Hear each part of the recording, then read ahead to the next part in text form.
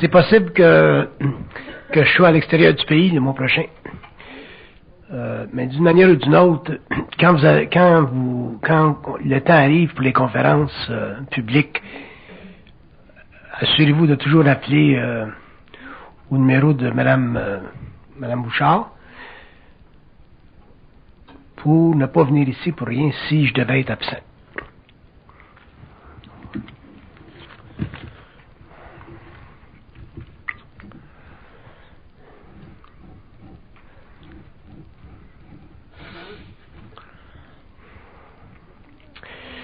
Le plus grand problème, non, je devrais pas dire ça comme ça.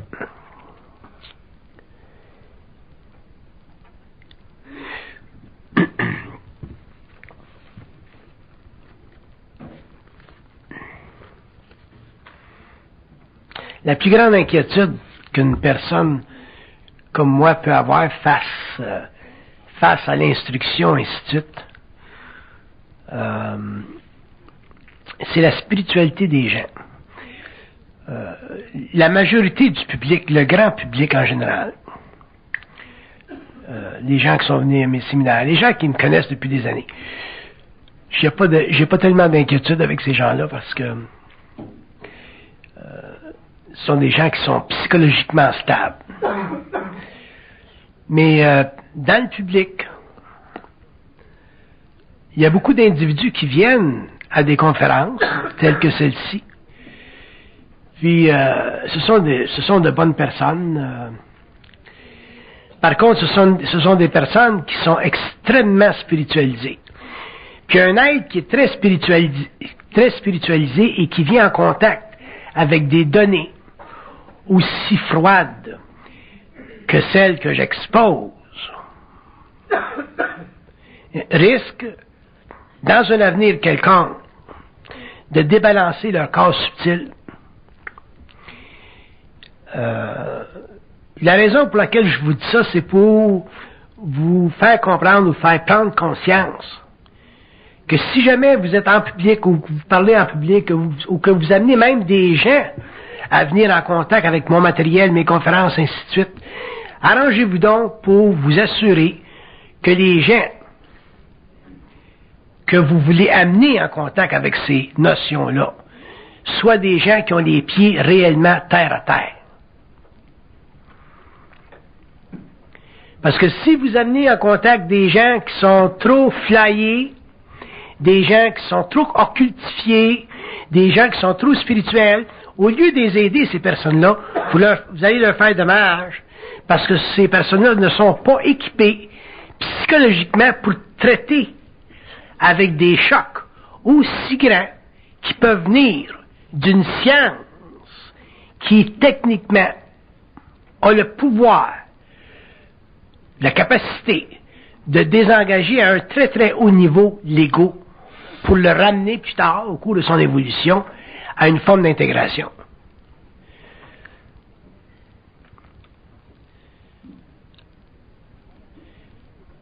Pendant des années, je reçois de la malle, je reçois des lettres, je reçois des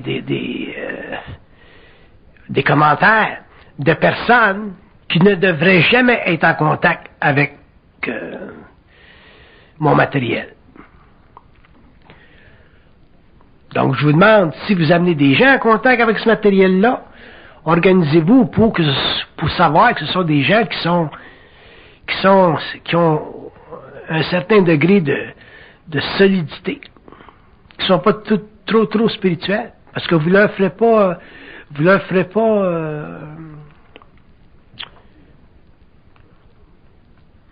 n'allez pas les aider. Je fais attention quand je parle en public, que je parle pas trop, je vais pas trop loin, ainsi de suite, pour justement pas créer trop de remous dans la conscience des gens, mais ça va très loin, la conscience mentale. Ça va très loin, si vous saviez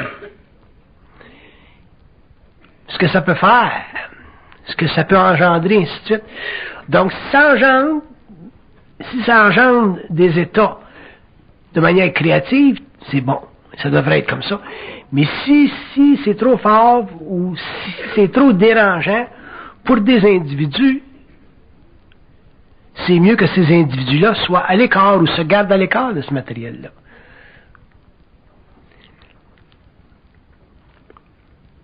Et comprenez-vous ce que je veux dire? Moi, je ne sais pas toujours comment est-ce que je peux affecter le mental. Je peux pas toujours faire de la voyance intérieure, ainsi de suite, ainsi de suite. Par contre, il y a des gens qui sont très affectés par ce matériel-là, ou il y a des gens qui sont nouveaux et qui viennent vers ce matériel-là, puis ces gens-là ne devraient pas être là. En général, j'avise ma secrétaire parce que j'ai spot ces gens-là. J'avise ma secrétaire, puis je dis, bon ben, arrange-toi pour que ces gens-là viennent jamais dans mes séminaires, ainsi de suite. D'un autre côté, je peux pas empêcher les gens à venir à mes conférences. Mais de temps en temps, il faut que je mette un red flag, comme on dit en anglais. Puis ça, c'est pour la protection de ces personnes-là. Pour le reste du public, j'ai pas d'inquiétude. J'ai du public qui me suit depuis des années de temps, puis les gens grandissent avec ce matériel-là. Il y a des gens qui sont réellement affectés, puis ces gens-là devraient être gardés à l'écart. Puis ça revient à ce que je disais tout à l'heure, la fameuse conscience spirituelle. Peut-être que ça vous arrive pas, vous autres, mais il y a du monde. Dans la province de Québec, en France, tout partout, il y a des gens qui ont des contacts spirituels. Puis, ces contacts-là sont très astralisés, donc les gens se font dire dans leur tête que c'est le Christ qui leur parle, ou c'est la Sainte Vierge qui leur parle, ou c'est Saint Jean-Baptiste qui leur parle. C'est autre chose. Il y en a d'autres, c'est des extraterrestres qui leur parlent. Il faudrait que j'écrive un livre sur toutes les lettres que j'ai reçues depuis 25 ans, ça serait un best-seller. C'est incroyable, les histoires. Fait que le degré de naïveté de l'homme par rapport à leur culte ou à l'invisible est très grand. Puis c'est bien important pour nous autres, surtout les gens qui sont en public, des gens qui écrivent des livres, des gens qui sont conférenciers, parce que il y a certainement des gens qui éventuellement vont en arriver à vouloir exprimer ce qu'ils savent. Et sachez toujours, prenez toujours conscience qu'il y a des gens qui sont extrêmement vulnérables à ce matériel-là.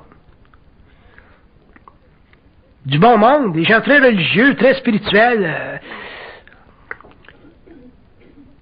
C'est pas du matériel qui, pour certains, qui va leur nuire en tant que matériel, mais à cause de leur interprétation, à cause de leur relation psychologique avec le matériel. Ça peut leur nuire. On a une grande responsabilité quand on est en public. Surtout quand on est des occultistes. On a une grande, grande responsabilité. Moi, je pourrais vous dire qu'au cours de toutes les années où j'ai été en public, la seule inquiétude que j'ai eue par rapport au public, c'était cette inquiétude-là. J'ai été obligé, moi, d'aller dans des hôpitaux psychiatriques pour récupérer des gens. Surtout au début. Là.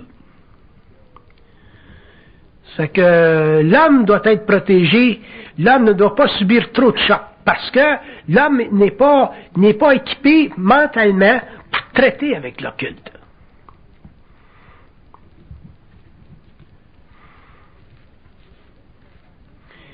Ces gens-là qui sont sensibles, qui sont souvent voyants, qui ont des niveaux de contact astro très, très développés, ce sont ces gens-là, souvent, qui sont pas capables de dealer avec ce matériel-là.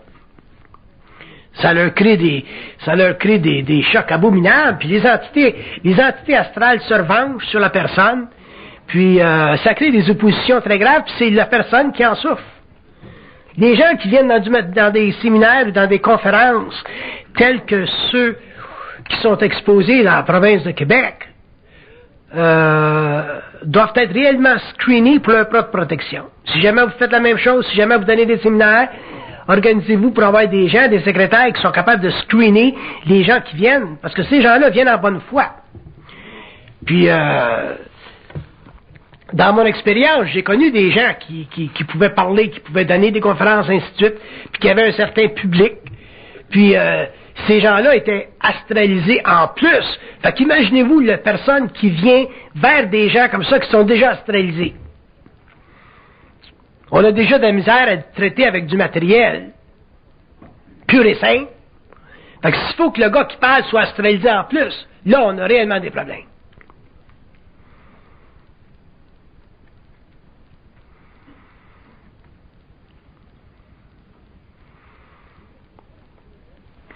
Les occultistes ou les gens qui expriment à un certain niveau quelconque les sciences occultes doivent, en prime abord, protéger ceux qui viennent vers eux autres.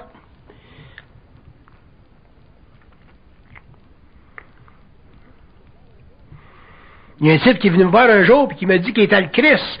Puis 2 semaines plus tard, il s'est suicidé. Pourquoi? Parce que j'ai dit qu'il n'était pas le Christ. Il n'a pas été capable de le prendre. Puis combien d'expériences comme ça que j'ai vécues pendant des années de temps?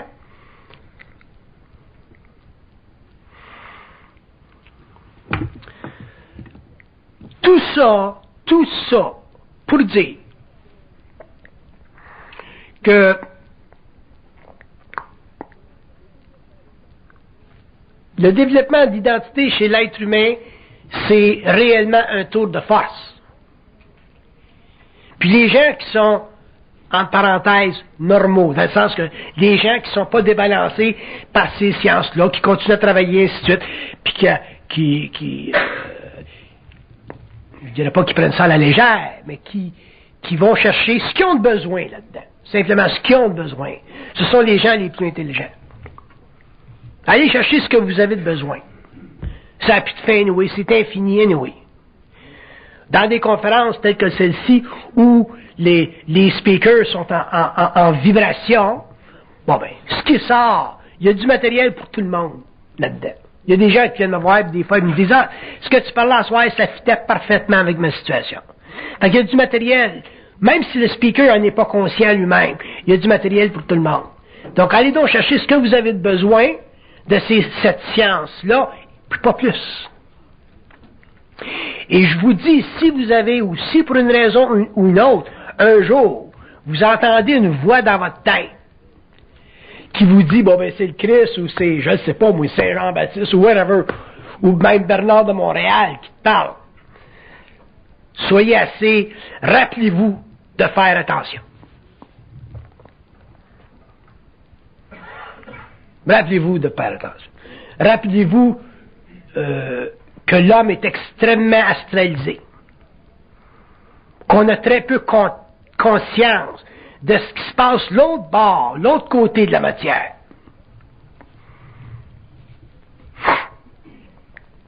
Protégez-vous en tant qu'individu.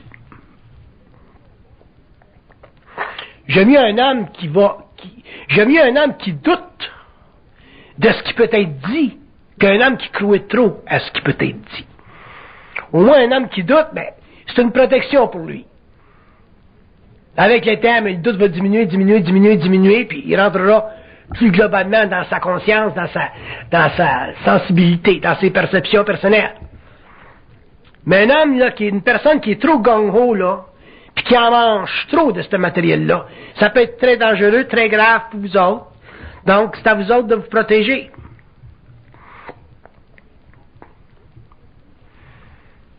Moi, si je vous refuse dans mes séminaires, c'est pour votre protection personnelle. Pas parce que je vous aime pas ou parce que vous n'avez pas une bonne vibration. Si je vous refuse dans mes séminaires, c'est pour votre protection personnelle.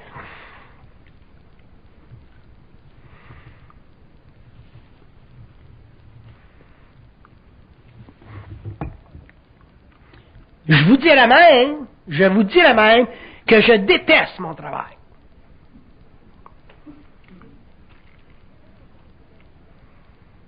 Pas dans le sens qui n'est pas important, mais dans le sens que ça crée tellement de remous chez l'être humain que je viens au cours des années fatigué dans sentir le backlash, puis le backlash, puis le backlash. Je suis tanné de voir des gens qui perdent leur job parce qu'ils savent un petit peu de quelque chose, puis ils pensent qu'ils en savent bien gros. Je suis tanné de voir des gens qui sont plus capables de fonctionner en société parce qu'ils ont l'impression d'avoir appris quelque chose que personne d'autre sait.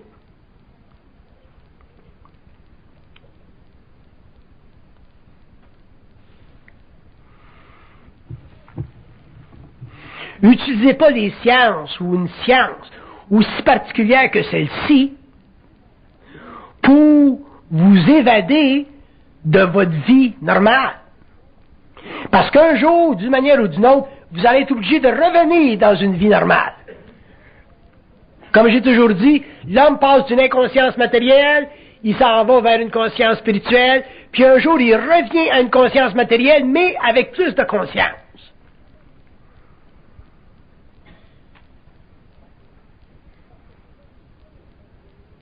Parce que c'est pas les plans qui vont vous donner du steak pour mettre sur la table, puis de l'argent pour prendre soin de votre famille. C'est pas les plans qui vont vous donner une job.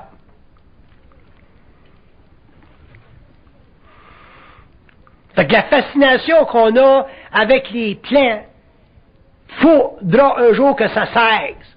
Pour que l'homme soit capable d'avoir une relation avec les plans qui est réellement intelligente et non pas le produit d'une fiction personnelle basée sur une spiritualité totalement naïve et enfantine qui est directement reliée, d'ailleurs, à l'incapacité de l'ego de s'intégrer en société. Les gens qui ont des bonnes jobs, puis qui travaillent, puis qui fonctionnent dans la vie, et qui viennent en contact avec ces sciences-là, doivent continuer à fonctionner dans la vie. Mais quand vous rencontrez des gens qui sont dysfonctionnels, puis il y en a des gens qui sont socialement dysfonctionnels, ils ne peuvent pas fonctionner comme le monde normal, et qui se servent de ces sciences-là comme à côté, comme corridor, pour y découvrir une identité que déjà ils n'ont pas sur le plan social, en suffisante mesure pour se protéger contre l'occulte de ces sciences-là.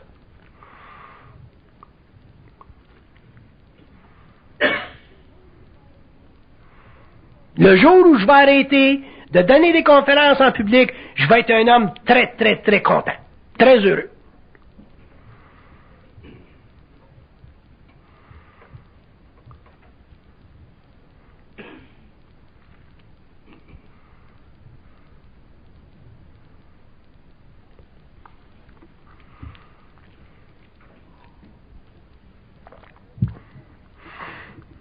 Il y en a un la semaine passée qui m'écrit une lettre, puis qui me dit, je suis en contact avec Saint Thomas d'Aquin. J'ai dit, qu'est-ce qu'il t'a dit? Il me dit que j'étais un initié puis un fils de la lumière. J'ai dit, t'as pas dit d'autre chose? Oui, il dit oui. Mais il dit, je voudrais pas vous le dire. Mais j'ai dit, si tu me le dis pas, je vais lui demander puis il va me le dire. Fait qu'il dit, vous pouvez y parler vous aussi. Il était tout surpris. Une semaine plus tard, je reçois une lettre. Il me dit, Monsieur Bernard, on est fusionnés tous les deux.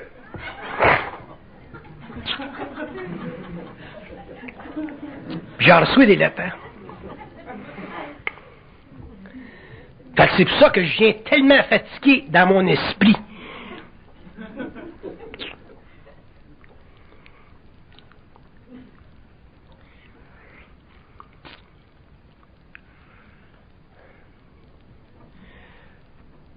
C'est rien que ça qui me retient de parler en public, puis de réellement me laisser aller comme je pourrais faire quand je parle en privé. C'est rien que ça qui me retient. Parce que je peux pas me permettre de créer trop de conditions pour que des gens, manquant de maturité et interprétant ma parole, se divisent en deux. Perdent leur identité. C'est évident qu'il y a des choses intéressantes à parler quand on a une certaine conscience. Il y a des choses intéressantes à étudier. Il y a des niveaux de vie, des phénomènes. Parce que maintenant, on a, à travers cette communication avec le plan mental, on a accès on a accès à n'importe quoi. On peut comprendre la nature humaine, on peut comprendre le phénomène de l'ego, on peut comprendre le phénomène de la pensée, de la conscience, ainsi de suite, ainsi de suite. On peut utiliser les plans matériaux comme les plans immatériaux. Par contre, il faut qu'on soit capable de demeurer sur le plan matériel fonctionnel. Sinon, ça donne quoi?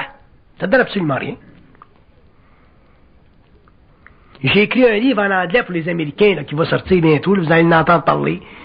Ça a une vibration totalement différente des livres français que j'ai écrits pour vous autres. C'est totalement différent. C'est une autre vibration.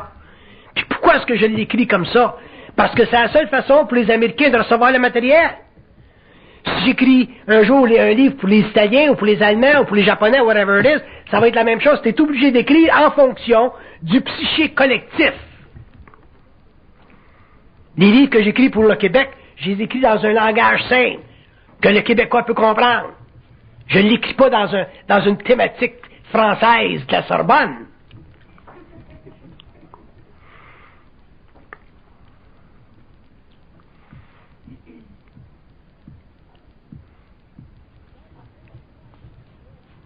Mais quand les gens reçoivent le matériel, quand les gens traitent avec les différentes données, ils ont de la difficulté à se conditionner créativement au matériel. Donc, gastralise.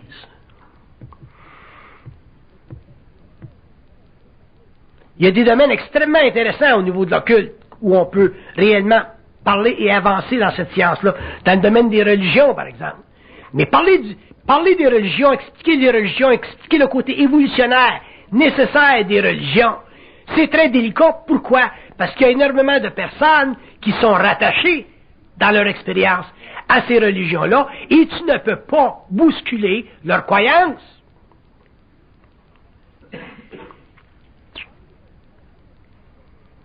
Fait que parler des religions, parler de l'évolution des races, c'est la même chose. Tu n'as pas la liberté en public de parler des races comme tu pourrais parler des races occultement. La race noire, la race jaune, la race blanche, ainsi de suite. Parce que l'homme n'est pas capable de traiter avec des données occultes d'une manière totalement objective et mentale. Alors, encore la même chose, on doit protéger les individus de certaines notions qui auraient tendance à dérégler leur comportement psychologique. Même chose au niveau de l'évolution des animaux, les espèces animales, l'évolution de la Terre. L'évolution de la Terre, le développement de la Terre, quand la Terre n'était pas encore matérialisée et qu'elle était simplement une sphère de gaz. Qu'est-ce qui se passait quand la Terre était une sphère de gaz? Et que l'homme était sur la Terre en conscience extrêmement différente de ce qu'il est aujourd'hui. Et que l'homme avait des relations avec des plans dans ce temps-là.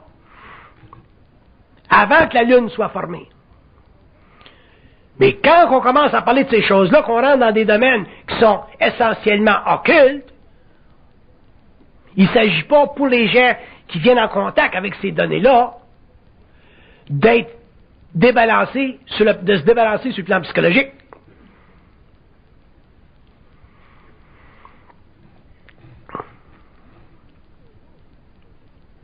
Vous découvrirez un jour que la parole chez un être conscient, c'est-à-dire chez un être qui a la capacité de se mettre en vibration mentale, c'est un instrument d'étude, c'est un instrument de mesure et c'est un outil d'entrée dans la mémoire cosmique. Autrement dit, un homme qui est en vibration peut, en se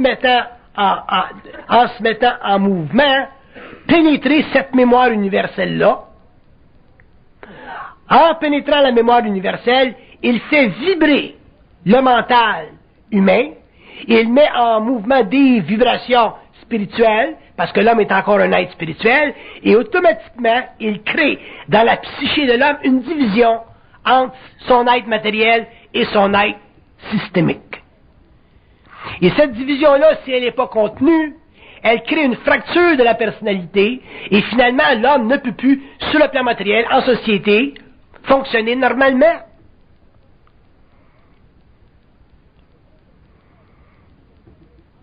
C'est très intéressant d'étudier l'invisible comme c'est intéressant d'étudier la matière. Mais je peux vous dire une chose, c'est que les lois qui sous-tendent l'organisation matérielle de nos mondes sont totalement différentes de l'organisation qu'on peut s'imaginer dans ces mondes-là. Je vais vous donner un exemple. Prenez simplement le monde du rêve. On a toute l'expérience du rêve. On vit le rêve. Mais on ne sait pas d'où vient le rêve. On ne sait pas qui crée le rêve. On ne sait pas pourquoi le rêve. On ne sait pas la fonction du rêve. On ne sait pas la nature du rêve. Parce qu'on en fait simplement expérience sur le plan astral, psychologique de l'ego. Mais dans le fond, le rêve en soi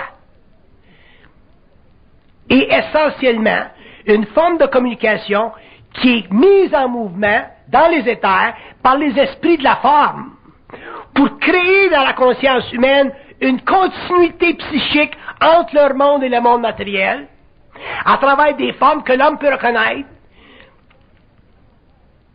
même s'il ne peut pas les comprendre, les interpréter dans leur dynamique interne. Vous en avez beaucoup de rêves que vous ne pouvez pas comprendre, des rêves qui sont totalement topsy-turvy, des rêves qui n'ont ni queue ni tête, comme vous dites. Pourtant, ces rêves-là ont une signification. Ils ont un message, ils ont une dynamique interne, mais cette dynamique interne-là, elle est mise en mouvement par des esprits de la forme, qui sont quoi? Qui sont des êtres travaillant en étroite relation avec ce qu'on appelle l'ajusteur de pensée. Donc, ces êtres-là fournissent à l'ajusteur de pensée l'énergie nécessaire pour que lui puisse ensuite la déplacer, cette énergie-là, vers l'homme et créer ce qu'on appelle le rêve. Mais aujourd'hui, la façon dont on rêve, quand on dort, c'est simplement une façon très minimisée de ce que la conscience humaine était avant la matérialisation physique de la Terre, mais sur le plan de l'énergie. Autrement dit, quand on rêve aujourd'hui, on vit l'expérience d'une humanité qui était en évolution, en mouvement, sur la Terre, quand la Terre était dans un état gazeux, avant sa condensation, avant sa matérialisation. Donc, il y a une relation étroite entre le rêve aujourd'hui que l'homme vit et la mémoire extrêmement vaste, profonde dans le temps, de la même race, avant la minéralisation du globe. Et la raison pour laquelle le rêve existe, c'est pour créer une continuité entre une humanité qui est déjà finie dans son expérience, avec l'humanité aujourd'hui qui est présente sur le plan matériel, et au cours de l'évolution, dans les milliers et les millions d'années qui viendront, lorsque l'homme aura laissé la Terre et sera parti sur d'autres planètes, les êtres qui seront en mouvement d'expérience dans ce temps-là rêveront, autrement dit, vivront le contact avec l'humanité d'aujourd'hui à travers des formes de rêve, mais qui seront simplement différentes parce que le temps aura évolué. Donc, quand vous vivez des rêves qui sont réellement incompréhensibles, ce que vous vivez, c'est une mémoire de race qui est encryptée dans la forme et qui ne sert pas à votre compréhension ou à votre constat psychologique. Mais ça sert à créer une continuité de conscience entre des êtres incarnés et des êtres qui, dans le temps, étaient en mouvement morontiel. Il y a une continuité dans l'évolution de l'humanité. Et si cette continuité n'existait pas, s'il n'y avait pas de lien entre l'ancienne humanité qui mène à votre concept du subconscient, s'il n'y avait pas de lien entre l'ancienne humanité et l'humanité d'aujourd'hui à travers le rêve, l'homme serait incapable de penser. C'est le rêve qui permet à l'homme de penser, parce que le rêve est la fondation vibratoire d'une conscience qui sert à donner à l'humain aujourd'hui une réflexion de sa conscience passée. C'est dans ce sens-là que l'histoire se refait tout le temps, même si la modalité change, l'histoire se refait tout le temps. On retrouve dans le présent le passé, comme on retrouvera un jour dans le futur le présent. Mais ça nous donne quoi à nous autres sur le plan psychologique? Ça nous amène à quoi sur le plan psychologique? Il ne s'agit pas pour l'homme de comprendre, d'étudier tous ses rêves. Mais il s'agit pour l'homme d'en arriver dans le rêve à être libre. Et quand un homme est libre dans le rêve, il est libre de la conscience de la race. Il est libre de la mémoire de la race. Et à ce moment-là, son rêve cesse d'être astral et il vit l'expérience sur le plan d'une conscience mentale. Et à ce moment-là, l'homme peut décider, dans ce qu'on appelle le rêve, de se déplacer à volonté pour établir des relations au niveau de la femme qui lui conviennent en tant que conscience. Ça, c'est le début de la conscience éthérique de l'homme et c'est le début de sa capacité de s'affranchir de la mémoire de l'humanité. Mais si, en tant qu'égo, vous ne pouvez pas vous affranchir de vos émotions dans le mental, vous ne pourrez pas, en tant qu'être rêvant, vous affranchir de la mémoire de l'humanité parce que vous n'aurez jamais suffisamment d'identité sur les plans subtils pour pouvoir vous déplacer à volonté et invoquer votre volonté dans la structure du monde que vous vivez ou dans l'expérience astrale que vous vivez. Tout ça pour dire quoi? Pour dire simplement que dans la mesure où l'homme en arrive à intégrer son énergie, son expérience matérielle avec son expérience dite spirituelle ou occulte, l'homme en arrive à pouvoir se déposséder des rêves et de visiter des mondes en conscience éthérique au lieu de les visiter en conscience astrale, c'est-à-dire dans une expérience endormie. Si vous n'êtes pas capable sur le plan humain de vous instruire de votre réalité, toujours, à tous les moments, parce que vous n'avez pas suffisamment intégré votre énergie pour vous donner le pouvoir de la parole et d'expression, à ce moment-là, vous êtes simplement forcé à vivre votre conscience de manière réfléchie et de ne jamais pouvoir, dans la vie, réellement connaître vos besoins. À ce moment-là, vos rêves deviennent des indicateurs, des mesures de votre impuissance, au lieu que vos rêves deviennent des champs d'expression aussi vivants, aussi vibrants que vous pouvez vous exprimer sur le plan matériel. Quand vos rêves cesseront d'être l'expression d'un manque d'affinité avec votre conscience sur le plan matériel, vous ne rêverez plus de la même manière, vous ne rêverez plus de la même façon, et éventuellement, vous aurez réellement conscience sur les autres plans de ce que vous êtes, parce que vous aurez eu conscience sur le plan matériel de ce que vous êtes. Fait que le rêve, pour l'homme, devrait être une mesure de sa conscience dans la matérialité, au lieu d'être une démesure de son inconscience dans la matérialité.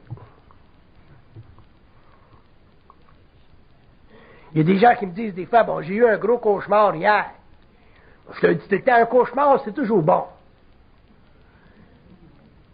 Parce qu'un cauchemar, c'est un choc à l'ego qui permet à l'homme de s'éveiller à une certaine dynamique interne, qui est toujours positive, dans la mesure où il est capable de comprendre son cauchemar et de ne pas l'y motiver. Ça n'existe pas un cauchemar qui n'est pas bon.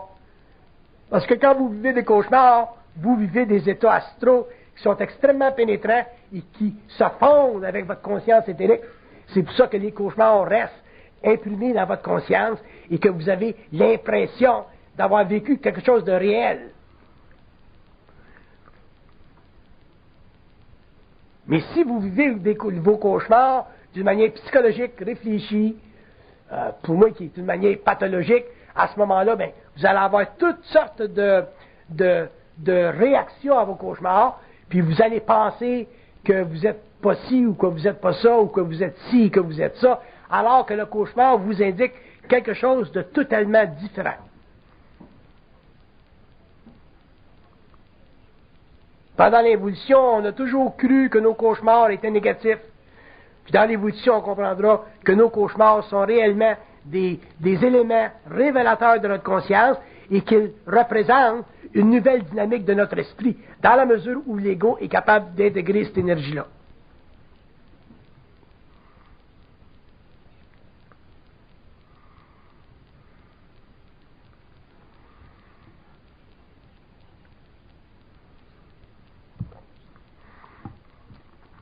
Avez-vous des questions? Oui. Quand vous faites un cauchemar, c'est eux autres qui vont vous réveiller. Les plans vont vous réveiller. Si les plans ne vous réveillent pas, vous pouvez mourir. Si les plans vous réveillent, ça veut dire que c'est pas le temps de mourir. Quand vous faites réveiller par l'autre, souvent c'est pas bon parce que vous n'en arrivez pas à connaître le restant de l'histoire. Question? Oui. Oui.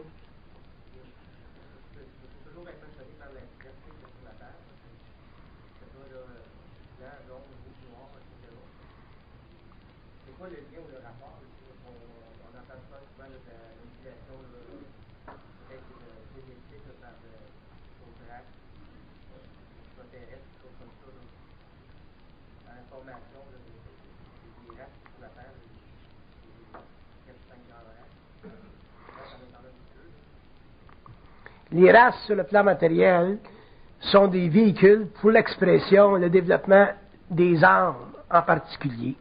Et une race matérielle, ça représente sur le plan cosmique simplement une mesure d'expérience.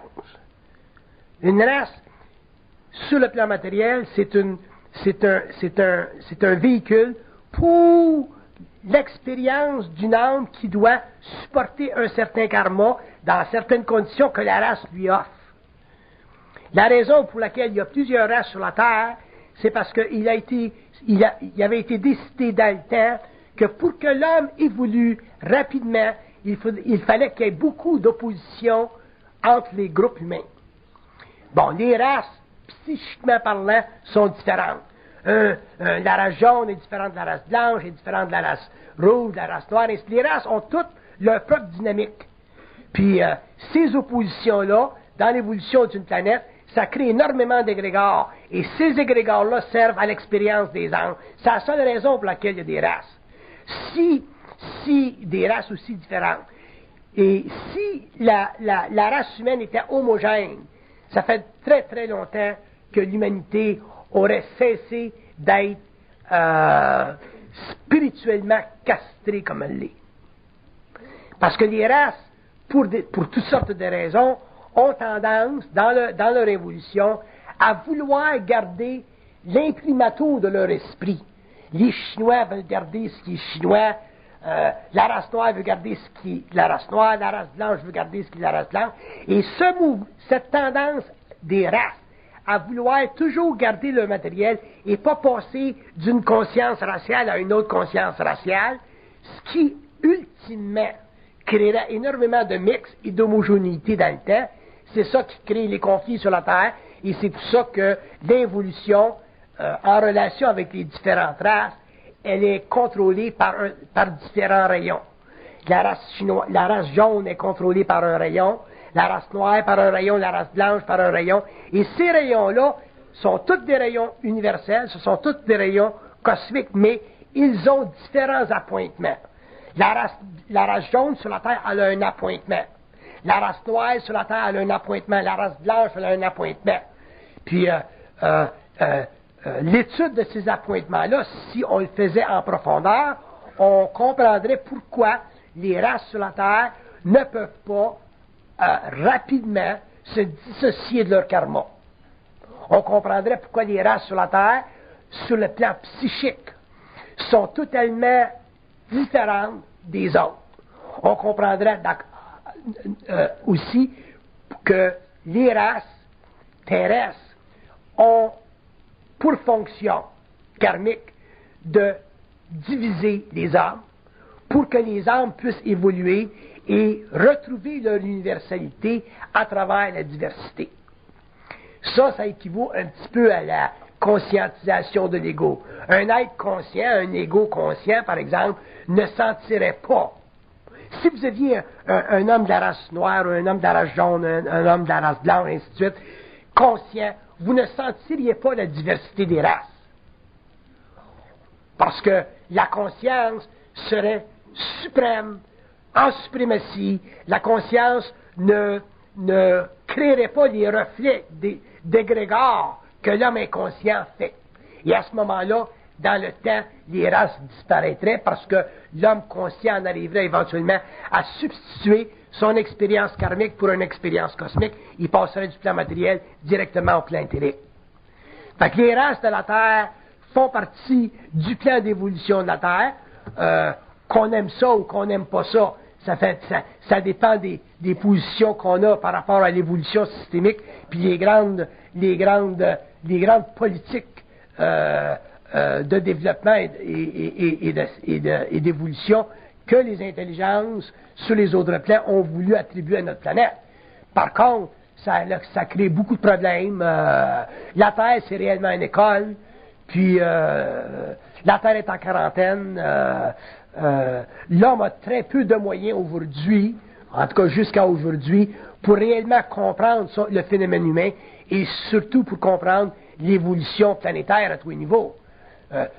Quand même on expliquerait l'évolution de l'humanité à partir du temps où la Terre était dans un état gazeux, puis qu'il y avait des entités cosmiques qui partaient des plans, qui s'en venaient vers la Terre, et qui éventuellement ils ont laissé ça pour retourner simplement sur les plans de la Lune, pour favoriser une création dans ce plan lunaire-là d'un égrégore suffisamment puissant pour permettre la génétique humaine plus tard. Ça ne nous donne rien de savoir ça. Parce que c'est trop loin de notre capacité investigatrice. On a de la misère à comprendre, la nature de la génétique de l'homme. On a de la misère à comprendre qu'est-ce que c'est qui détermine les structures génétiques de l'être humain ou du monde animal en général. Pourquoi? Parce que il y a des choses auxquelles tu ne peux pas penser. Il y a des choses que tu ne peux pas étudier en labo. Il y a des choses qu'il faut que tu saches que c'est de même que ça marche. Et après ça, quand tu vas en labo, là, tu peux partir de ce que tu sais. Tandis qu'en labo, on part de rien, parce qu'on ne sait rien, puis on est obligé de tester constamment, par une méthodologie scientifique, le matériel qui est sous éprouvette. C'est un mouvement à l'envers. C'est comme le phénomène de la réincarnation, c'est comme le phénomène de l'avortement, par exemple. Tu peux pas arriver... Si tu as une conscience occulte, c'est très très facile de traiter avec le phénomène de l'avortement. Mais si tu n'as pas une conscience occulte, tu as simplement une conscience psychologique, comme l'homme de l'évolution a, c'est pas facile de traiter avec le problème de l'avortement. En ce qui concerne le problème des races, c'est la même chose. Tu commences à traiter avec les problèmes des races aujourd'hui, autrement dit, à expliquer à l'humanité c'est quoi la fonction des différentes races, c'est quoi leurs engagements cosmiques, puis tu vas finir dans le temps avec des problèmes légaux.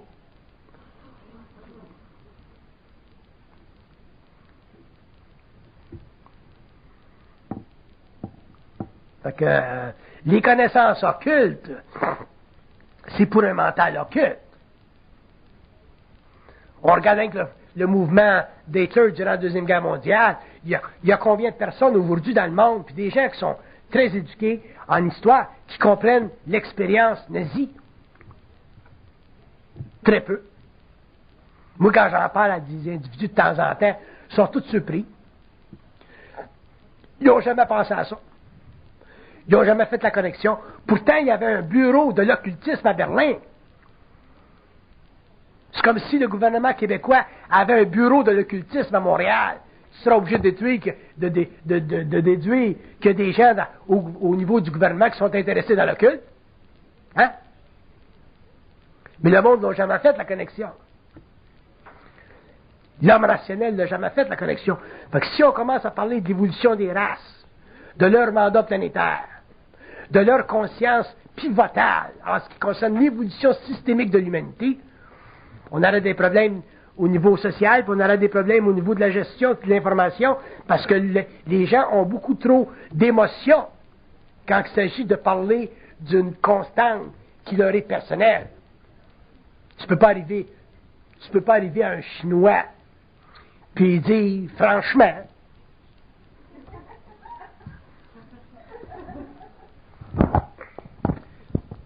je vous en donne un peu, là, que la fonction de la race chinoise, c'est d'établir des liens spirituels entre les races manquantes et la race incarnée.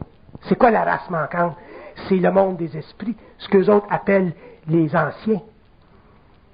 Fait que les Chinois, leur rôle en tant que race sur la Terre, c'est d'assurer qu'il y a un lien astral entre les races manquantes, c'est-à-dire les morts de leur race, à travers le culte des anciens et eux autres. Fait que les Chinois ne sont pas conscients de ça, mais c'est ce que ça fait sur le plan cosmique. Qu'est-ce que c'est la fonction de la race noire? C'est de s'assurer que tout le patrimoine de leur race, c'est-à-dire la mémoire de leur race, demeure intacte en contact avec les races extérieures.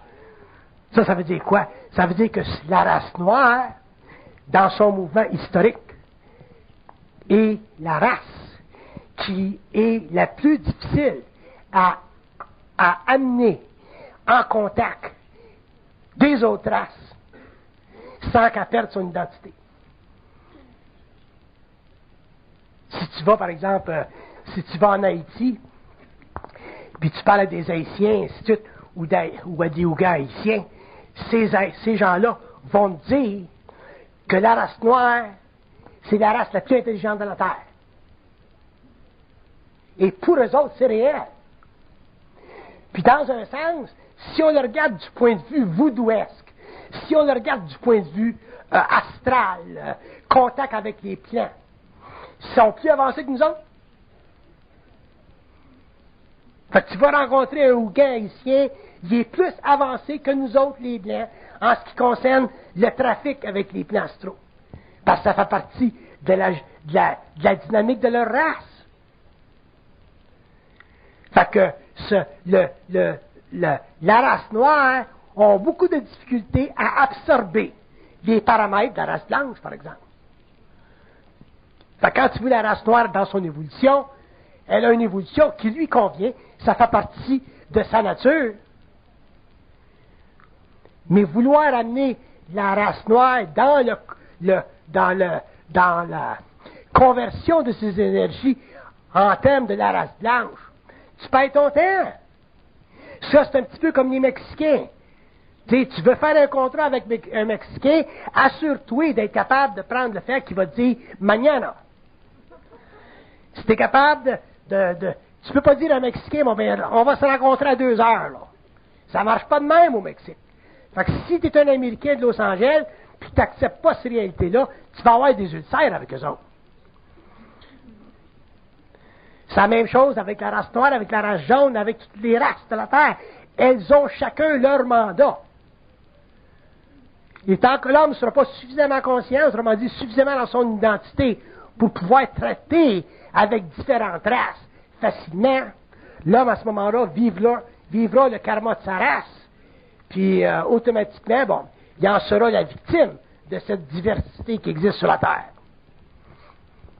Moi, j'en ai rencontré des noirs, j'ai rencontré des jaunes, des whatever, des verts, je les ai tous rencontrés, puis j'ai jamais de problème avec eux autres. Pourquoi? Parce que je respecte leur identité. Puis je leur demande pas de s'adapter à ce qui se passe dans ma cour. Fait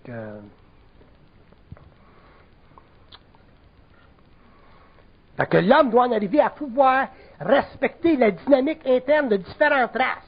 Les Indiens, la race rouge, c'est la même affaire. Une fois qu'on est capable de respecter la dynamique des différentes races, à ce moment-là, ben, on va pouvoir facilement plus amener une sorte d'harmonie sur le plan politique, sur le plan social de nos pays et de nos nations.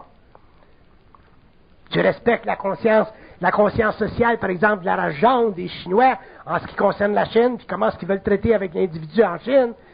Si tu te donnes le temps nécessaire pour que la race en arrive à pouvoir évoluer et à comprendre le principe de l'individualité, comme nous autres, on l'a compris dernièrement, à ce moment-là, ben, il n'y aura pas de problème. Mais si tu veux forcer la race jaune à s'adapter à des principes ou à des formes d'éthique qui font partie de la conscience anglo-saxonne, tu vas avoir une guerre de ses mains.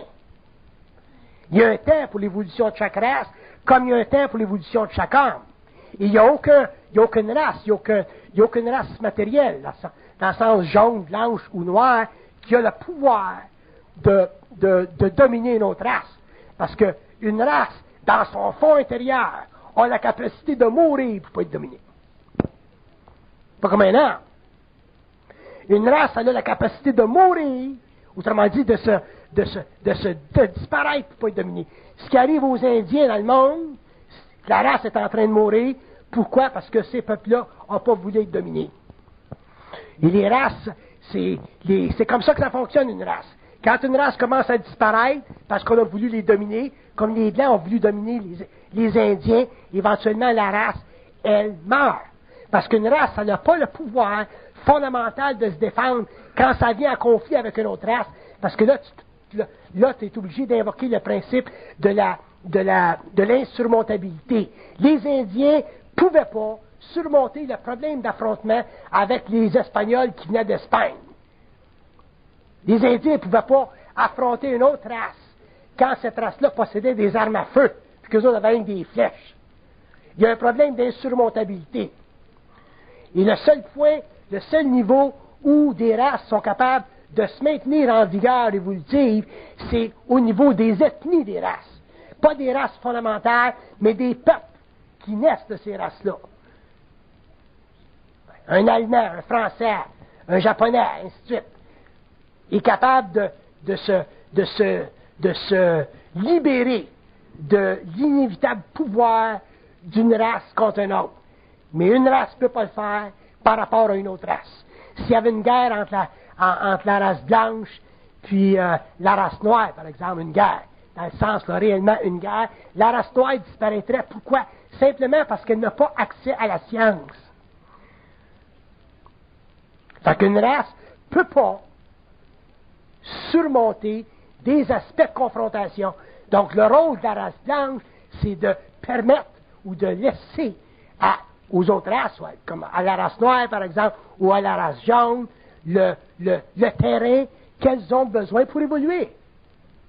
Bon, ça fait partie de l'évolution de la démocratie, puis des principes qui sont convenus ou établis dans la Constitution américaine, par exemple. La liberté des peuples, la liberté des droits, Je sais pas ce que je suis entré là-dedans. Là.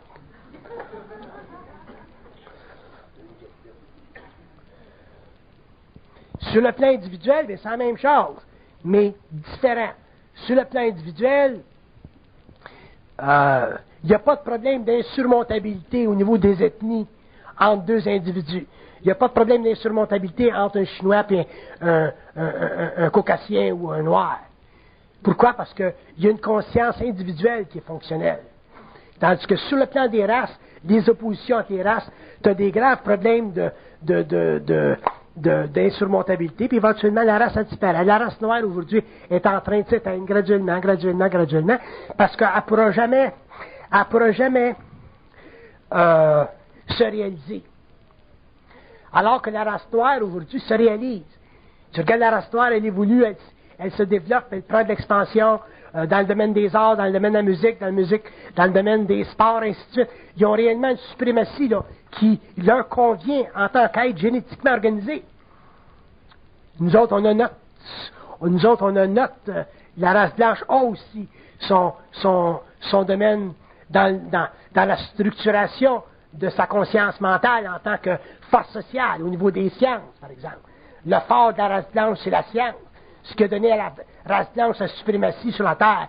Dans le sens, quand je dis suprématie, je veux dire sa capacité d'ouvrir des nouveaux terrains, d'aller ailleurs, puis de faire l'expansion des pays, puis de créer des zones nouvelles comme le siège des nations. Ça a été la science. Fait que... si vous me demandiez, c'est quoi la faiblesse technique d'une race? C'est son absence de science. Une race que la science, elle, automatiquement, développe une supériorité évolutive. Par contre, si c'est une race évoluée, si c'est une grande race, elle doit respecter les autres races qui n'ont pas les mêmes atouts, parce que la configuration évolutive sont différentes. Ça prend une race qui développe la science, comme ça prend une race qui développe telle chose, puis que ça prend une autre race pour développer d'autres choses.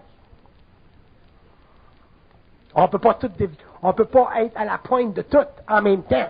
Par contre, une fois qu'on a développé nos forces dans certains domaines qui nous conviennent, il faut qu'on soit capable de faire bénéficier aux autres races ce qu'on a développé. Sinon, on tombe dans la suprématie des races. Puis ça sera l'extinction de l'humanité.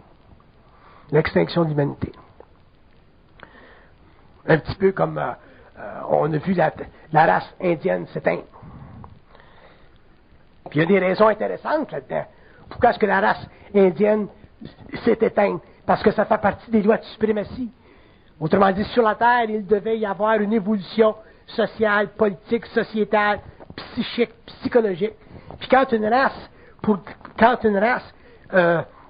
est mise à l'épreuve au niveau des conflits, bien, éventuellement, c'est l'autre race qui domine sur le plan de la territorialité, puis de la création d'un nouveau monde. C'est ça qui a permis la création d'un nouveau monde. Puis c'était inévitable, c'était impossible. Même les Indiens le savaient, parce que les Indiens avaient déjà la vision, la voyance, qu'un jour Quetzalcoatl viendrait et aurait le contrôle sur leur évolution. Quetzalcoatl, c'était Cortés, le grand blanc qui vient de l'Est.